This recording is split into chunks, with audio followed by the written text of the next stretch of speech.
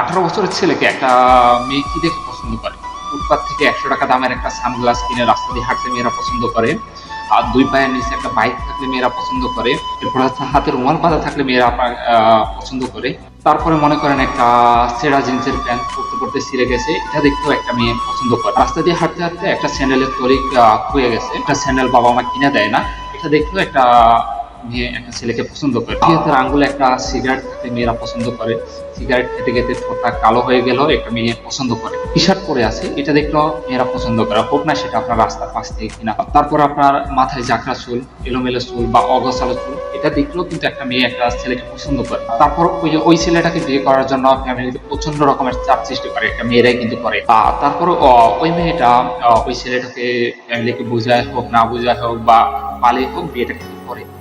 এরপর বিয়ে করার পর থেকে কিছুদিন পর থেকে ওই মেয়েটাই আবার বলা শুরু করবে, আমি তোমাকে বিয়ে করে ভুল করেছি। তো কেন এই ভুলটা করেছি, কেন এটা মনে হয়, এই পয়েন্টটাতে আমরা আসছি। তো কিছুদিন পর থেকে তার এরকমটা শুরু হয়, ঝামেলা শুরু করতে থাকে। তো কেন?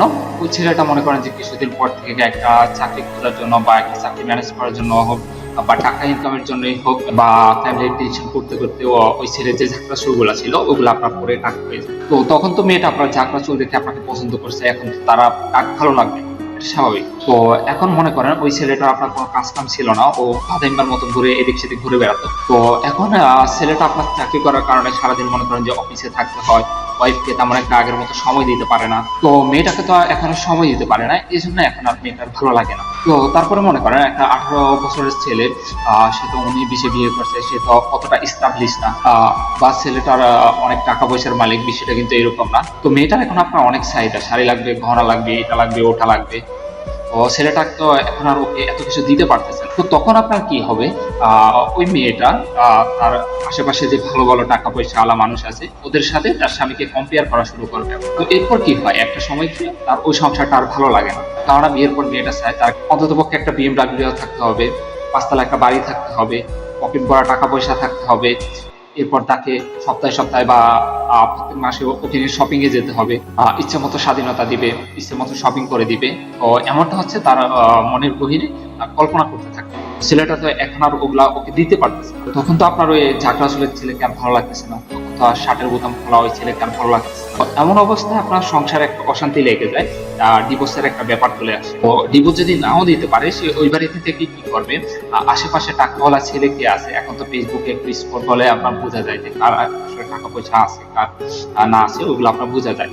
তো আশেপাশেও খুঁজতে থাকবে যে টাকা পয়সাওয়ালা ছেলে কে আছে। তো ফ্রেন্ড লিস্ট থেকে মনে করেন যে খুঁজে খুঁজে বের করবে কার টাকা পয়সা বেশি আছে। তো তার সাথে কি করবে, আপনার উড়াদুরা চ্যাটিং শুরু করবে, আদো আদো গলায় কথা বলবে, ঘুরবে ফিরবে, বিভিন্ন অজুহাতে বিভিন্ন জায়গায় আপনার দেখা করবে, রেস্টুরেন্টে খেতে যাবে।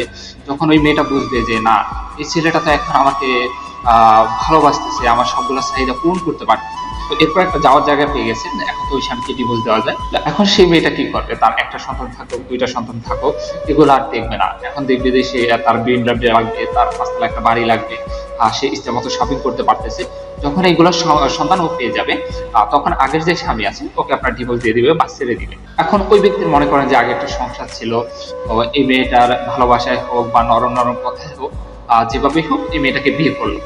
একটা সময় পর যখন ওই ব্যক্তির মনে হবে যে না, এ তো আমাকে ভালোবাসে নাই, আমার টাকা বা আমার গাড়ি বাড়ি এগুলোকে ভালোবেসেছে, তো ওই ব্যক্তি কি করবে, ওই মেয়েটাকে লাস্ট মেরে আপনার বের করে দিবে। তো আলটিমেটলি এরপর ওই মেয়েটার জীবন কি হয়, ওই ছেলেটার জীবন কি হয়, অবশ্যই জীবনগুলো আপনার নষ্ট হয়ে যায়।